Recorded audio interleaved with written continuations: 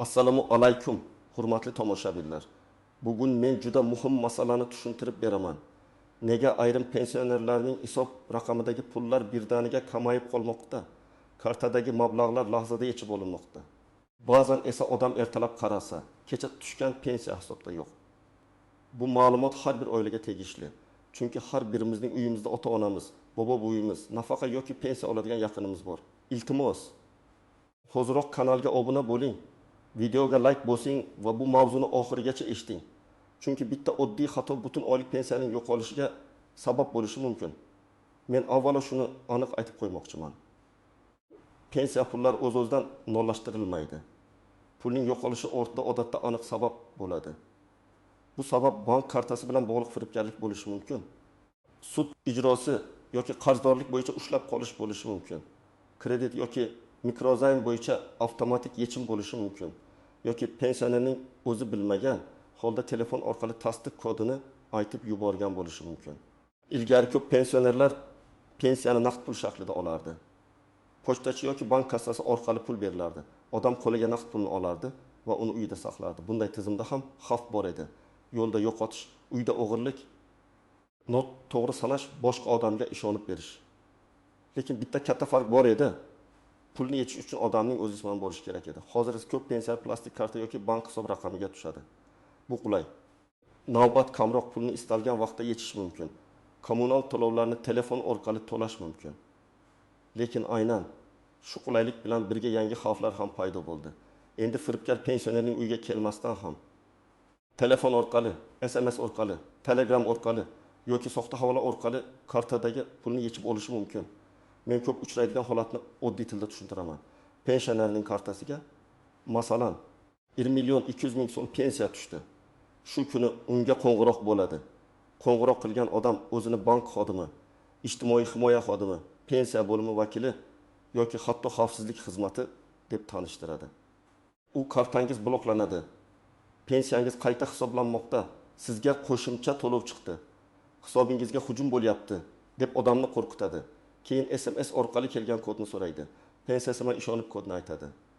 Ana shu daqiqadan keyin firibgar karta yoki mobil ilovaga kirib, pulni boshqa hisobga o'tkazib yuboradi. Bu yerda eng muhim qoida shuki, bank ham, pensiya bo'limi ham, soliq ham, mahalla ham hech qachon telefon orqali SMS kod, karta raqami, amal qilish muddati, CVV kodi yoki mobil ilova parolini so'ramaydi. Agar kimdir so'rasa, u kim bo'lishidan qat'i nazar bu xavfli holat. Oldin pensiya tizimida asosiy muammo hujjat to'g'riligi. Pensiya miqdorini hisoblash, ish staji, ariza topshirish, naqd pulni olish bilan bog'liq edi. Hozir esa pensioner pulni olgandan keyingi xavfsizlik masalasi juda muhim bo'lib qoldi. Ya'ni davlat yoki jamg'arma pensiyani hisoblab, bankka o'tkazganidan keyin pul kartaga tushadi. Shu paytdan boshlab kartaning xavfsizligi pensionerning, uning oila a'zolarining va bank tizimidagi himoya choralarining masalasiga aylanadi. Bundan tashqari, ko'pchilik pensionerlar bank ilovalaridan mustaqil foydalana olmaydi. Ular ko'pincha farzandiga, nabirasiga, qo'shnisiga yoki tanishiga telefonini beradi. Mana, kommunalni to'lab qo'y, pulni yechib ber. Kartamga qarab ko'r deydi. Bu yerda ham ehtiyot bo'lish kerak. Men hamma yaqinlarga shubha bilan qarang demayapman, lekin karta va hisob ma'lumotlari shaxsiy mulk hisoblanadi. Uni kim ishlatayotgani, qaysi telefonga ulanganligi, mobil ilovaga kim kirishi juda muhim. Yana bir o'zgarish shuki, hozir turli xizmatlar avtomatik to'lovga ulangan bo'lishi mumkin. Masalan, kredit to'lovi, mikrozaym, telefon abonent to'lovi, internet xizmati, kommunal qarzdorlik, jarima yoki sud ijrosi bo'yicha undirish. Pensioner pulim yo'qoldi deb o'ylaydi. Aslida esa u biror qarzdorlik uchun avtomatik yechilgan bo'ladi. Shuning uchun har bir holatda avvalo bankdan operatsiyalar tarixini olish kerak. Men tajribamdan kelib chiqib aytaman. Eng katta xavf ostida yolg'iz yashaydigan pensionerlar, telefon va bank ilovalarini yaxshi tushunmaydigan insonlar, ko'p qo'ng'iroqlarga ishonib javob beradiganlar, karta pin kodini qog'ozga yozib kartaning yonida saqlaydiganlar, SS kodlarini boshqa odamlarga aytadiganlar turadi. Masalan, bir pensioner onaxon 1 million 1 ming so'm pensiya oladi. Unga qo'ng'iroq qilib, sizga 600 ming so'm qo'shimcha kompensatsiya chiqdi, kartangizni tekshirishimiz kerak deyishadi. Onaxon xursand bo'lib, karta raqamini aytadi. Keyin SMS keladi, u SMS kodini ham aytadi. Natijada uning kartasidan avval 900 ming so'm, keyin 500 ming so'm yechiladi.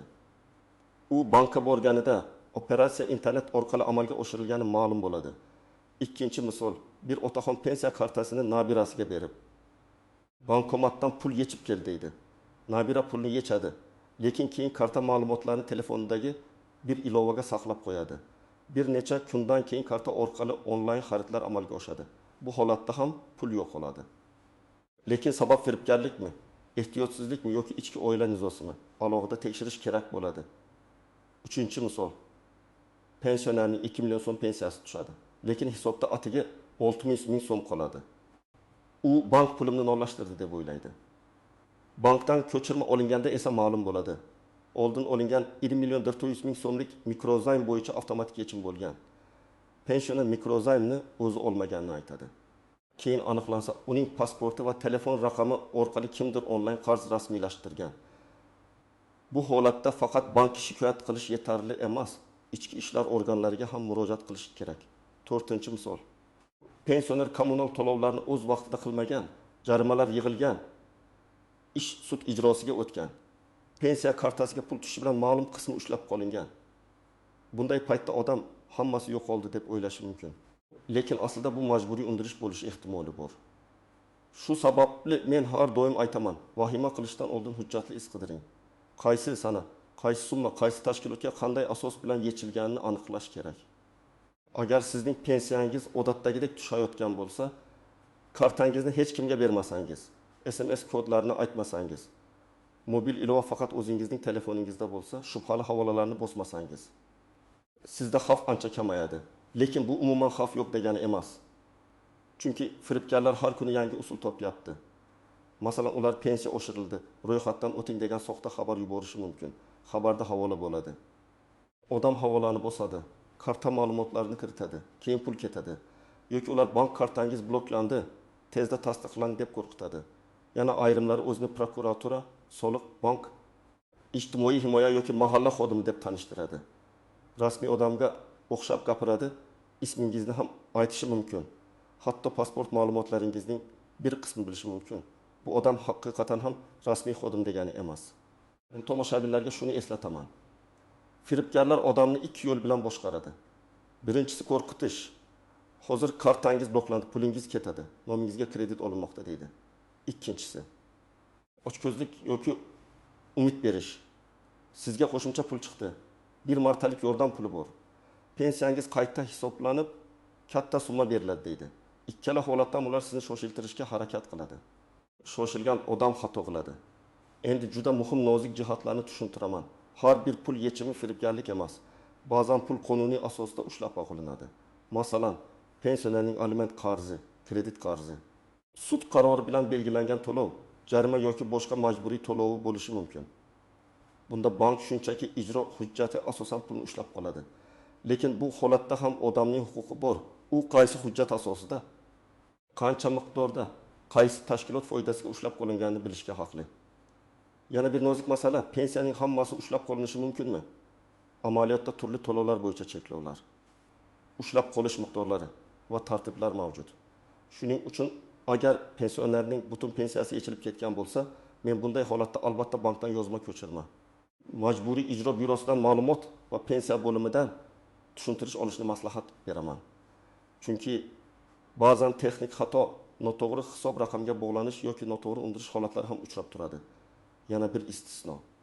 Karta muddati tugagan bo'lsa yoki karta bloklangan bo'lsa, pensioner pul yo'qoldi deb o'ylashi mumkin. Aslida pul hisob raqamda turadi, faqat karta ishlamaydi. Bunday paytda bankka borib, yangi karta chiqarish yoki hisobdan naqd pul olish mumkin. Shuning uchun kartadagi balans nol ko'rinsa ham, hisob raqamdagi umumiy mablag'ni alohida tekshirtirish kerak. Ba'zan mobil ilovada texnik kechikish bo'ladi. Masalan, pul tushgan, lekin balans yangilanmagan yoki bankomatda pul yechish paytida texnik nosozlik bo'lib, karta hisobidan summa yechilgan ko'rinadi, lekin bankomat naqd pul bermagan bo'ladi. Bunday holatda darhol bankka murojaat qilib, bankomat raqami joylashuvi, sana va vaqtni yozib qo'yish kerak. Bank tekshiruv o'tkazadi va pul qaytarilishi mumkin. Yana bir jiddiy pitfall bor. Pensionerlar ko'pincha PIN kodni oddiy raqamlardan qo'yadi. Masalan, 1111, 1234 tug'ilgan yil, uy raqami. Bu juda xavfli. Karta yo'q bo'lsa yoki kimdir kartani qo'lga kiritsa pulni yetish osonlashadi. Pin kodni hech kim bilmasligi kerak. Uni qog'ozga yozib hamyon ichida saqlash eng katta xatolardan biri. Men sizga firibgarlarning odatiy sxemasini bosqichma-bosqich tushuntiraman. Chunki ularning usulini bilgan odam aldanmaydi. Birinchi bosqichda ular odam haqida o'zgina ma'lumot topadi. Telefon raqami, ism, bank nomi, yashash hududi. Bu ma'lumotlar turli joylardan tarqalib ketgan bo'lishi mumkin. Ikkinchi bosqichda ular qo'ng'iroq qiladi va ishonchli ohangda gapiradi. Men bank xavfsizlik bo'limidanman. Sizning kartangizda shubhali operatsiya bo'lyapti deydi. Uchinchi bosqichda ular odamni shoshiltiradi. Agar hozir aytmasangiz pulingiz ketadi. 5 daqiqa ichida tasdiqlash kerak deydi. To'rtinchi bosqichda ular SMS kod, karta ma'lumoti yoki ilovaga kirish parolini oladi. Beshinchi bosqichda pul boshqa kartaga o'tkaziladi. Onlayn to'lov qilinadi yoki bir nechta tranzaksiya orqali iz yashiriladi. Shuning uchun birinchi qo'ng'iroqdayoq to'xtatish kerak. Hech qanday kod aytilmaydi, hech qanday havola bosilmaydi. Hech qanday ekraningizni ko'rsating degan talab bajarilmaydi. Ayrim firibgarlar video qo'ng'iroq orqali ham aldaydi. Ular telefoningiz ekranini ko'rsating, men sozlab beraman deydi. Pensiya ekranini ko'rsatadi. Firibgar esa kelgan SMS kodni ko'rib oladi yoki mana bu ilovani o'rnating deydi. Aslida u masofadan boshqarish ilovasi bo'lishi mumkin. Shundan keyin telefonni ular boshqaradi. Shuning uchun men aniq aytaman. Begona odam aytgan ilovani o'rnatmang. Telefon ekranini ko'rsatmang. Bank ilovasiga ularning ko'rsatmasi bilan kirmang. Endi eng kerakli qismiga o'tamiz. Agar pensiya pulingiz yo'qolgan bo'lsa, nima qilish kerak? Men buni aniq tartibda aytaman. Birinchi qadam, darhol kartani bloklang. Bankning rasmiy kol markaziga qo'ng'iroq qiling yoki bank filialiga boring. Rasmiy raqamni faqat bank kartasining orqa tomonidan, bankning rasmiy saytidan yoki bank binosidagi ma'lumotlardan oling. Telegramdagi noma'lum raqamlarga ishonmang. Kartani bloklash pulning qolgan qismini saqlab qolishi mumkin. Ikkinchi qadam, bankdan operatsiyalar ko'chirmasini oling. Unda sana vaqt, summa, qayerga o'tkazilgani, qanday kanal orqali amalga oshgani ko'rinishi kerak. Pul yo'qoldi degan gapning o'zi yetarli emas. Sizga dalil kerak. Ko'chirma qancha aniq bo'lsa, shuncha yaxshi. Uchinchi qadam, bankka yozma ariza bering. Arizada shunday mazmunda yozing. Men ushbu operatsiyalarni amalga oshirmaganman. Pul mablag'lari mening roziligimsiz yechilgan. Holatni tekshirishingizni va natijasi bo'yicha yozma javob berishingizni so'rayman. Arizaga pasport nusxasi, karta ma'lumotlari, operatsiyalar ko'chirmasi, SMS xabarlar skrinshoti, qo'ng'iroq bo'lgan raqamlar ro'yxatini ilova qiling. To'rtinchi qadam, ichki ishlar organlariga murojaat qiling. Agar pul firibgarlik yo'li bilan yechilgan bo'lsa, bu faqat bank masalasi emas. Arizada qo'ng'iroq qilgan raqam, gaplashilgan vaqt, nimalar so'ralgani, qaysi kod aytilgani, qaysi havola bosilgani, qancha pul ketgani aniq yozilishi kerak. Qanchalik batafsil yozsangiz, tekshiruv uchun shunchalik foydali bo'ladi. 5-qadam. Agar pul sud ijrosi yoki qarzdorlik sabab yechilgan bo'lsa, majburiy ijro byurosidan ma'lumot oling. Qaysi ijro hujjati, qaysi qarz, qaysi sana, qaysi tashkilot foydasiga undirilganini so'rang. Agar qarz sizniki bo'lmasa yoki summa noto'g'ri bo'lsa, yozma e'tiroz bering. Og'zaki gaplashib qaytib ketmang. Har doim ariza, ro'yxatga olingan sana va javob talab qiling. 6-qadam. Pensiya bo'limiga boring. Ayniqsa pensiya umuman tushmagan bo'lsa yoki kam tushgan bo'lsa, pensiya hisob-kitobi bo'yicha ma'lumot oling. Ba'zan bankdagi muammo emas, pensiya tayinlanishi, qayta hisoblanishi. Hujjat yangilanishi yoki yashash joyi o'zgarishi bilan bog'liq masala bo'lishi mumkin. 7-qadam, telefon raqamingizni tekshiring. Bank ilovasiga qaysi telefon raqami ulangan? SIM karta kimning nomida? Telefoningizda begona ilovalar bormi? Agar kimdir sizning nomingizdan ilovaga kirgan bo'lsa, parollarni almashtiring, bankka xabar bering. SIM kartani qayta rasmiylashtirish kerak bo'lsa, mobil operatorga boring. Men pensionerlarga va ularning farzandlariga alohida ro'yxat qilib aytaman. Bankka borganda pasport yoki ID karta kerak bo'ladi. Karta o'zingizda bo'lsa, kartani olib boring. Operatsiyalar bo'yicha SMS xabarlarini o'chirmang. Qo'ng'iroq qilgan raqamlarni yozib qo'ying. Agar Telegram, SMS yoki boshqa ilovada havola kelgan bo'lsa, skrinshot qiling. Bankdan hisob ko'chirmasini oling. arizangizning nusxasiga qabul qilinganligi haqida belgi qo'ydiring. Ichki ishlar organlariga murojaat qilganda voqeani tartib bilan yozing. Qaysi kuni, soat nechada qo'ng'iroq bo'ldi, qo'ng'iroq qilgan odam o'zini kim deb tanishtirdi, nima dedi, siz qanday ma'lumot berdingiz, pul qachon yechildi, qancha summa ketdi. Masalan, 2025 yil 12 mart kuni soat 10:35 da menga falon raqamdan qo'ng'iroq bo'ldi. O'zini bank xodimi deb tanishtirdi. SMS kodini so'radi, men aytdim, soat 10 atamay. Dardikida kartamdan 20.200.000 so'm yechildi.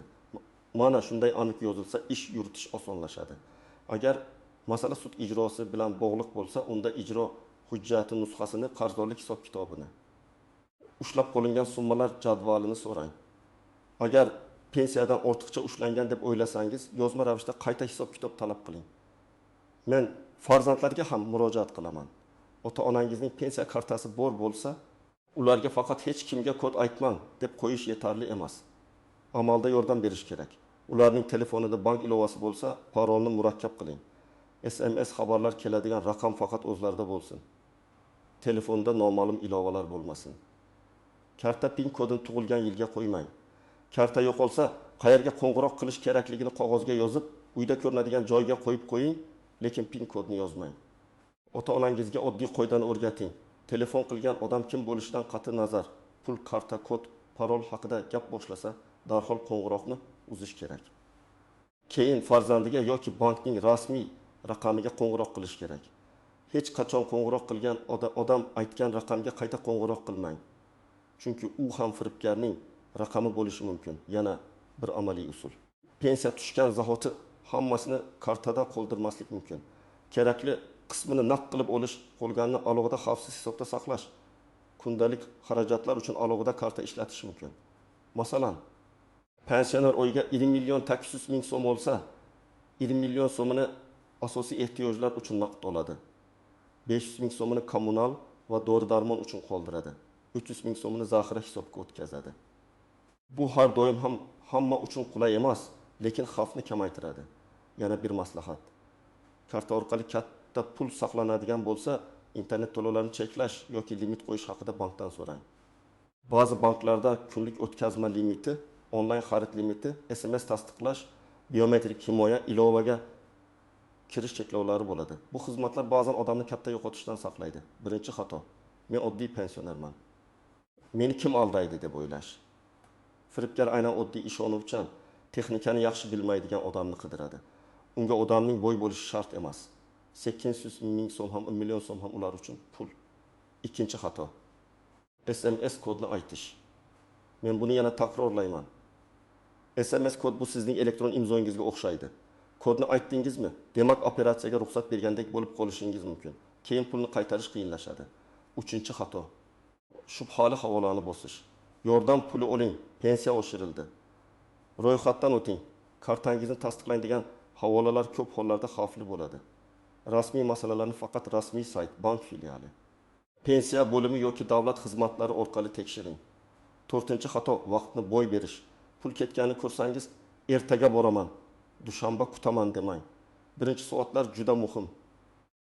Karta bloklansa, keyingi yo'qotish to'xtaydi. Bank va huquqni muhofaza qiluvchi organlarga tez murojaat qilinsa, izlarni aniqlash imkoniyati ko'proq bo'ladi. 5-xato, og'zaki shikoyat bilan cheklanish. Bankka borib, pulim ketdi deb aytib qaytish yetarli emas. Yozma ariza bo'lishi kerak. Arizaga kirish raqami yoki qabul qilinganligi haqida belgi kerak. Shunda sizda keyingi bosqichlar uchun dalil bo'ladi. Hurmatli tomoshabinlar, pensionerlarning hisob raqamidagi pullar yo'qolishi orada ko'pincha 3 ta asosiy sabab bo'ladi. Firibgarlik, qarzdorlik bo'yicha qonuniy ushlab qolish yoki bank va texnik jarayonlar bilan bog'liq holat. Har bir vaziyatda eng to'g'ri yo'l vahima qilish emas, aniq dalil yig'ish, kartani bloklash, bankdan ko'chirma olish, yozma ariza berish va zarur bo'lsa ichki ishlar organlariga murojaat qilishdir. Men sizdan iltimos qilaman. Bu videoni faqat o'zingiz uchun emas, ota-onangiz, qo'shningiz, mahallangizdagi pensionerlar uchun ham eslab qoling. Ularga SMS kodni hech kim aytmaslikni, karta ma'lumotlarini bermaslikni, shubhali havollarga kirmaslik tushuntiring. Bitta ogohlantirish bir oilaning butun oylik pensiyasini saqlab qolishi mumkin. Izohlarda yozing. Sizda yoki tanishlaringizda pensiya kartasidan pul yo'qolgan holat bo'lganmi? Bank qanday javob bergan? Pul qaytganmi yoki yo'qmi? Tajribangiz boshqalarga foyda beradi. Videoga like bosing, kanalga obuna bo'ling va yaqinlaringizni ogohlantirishni unutmang.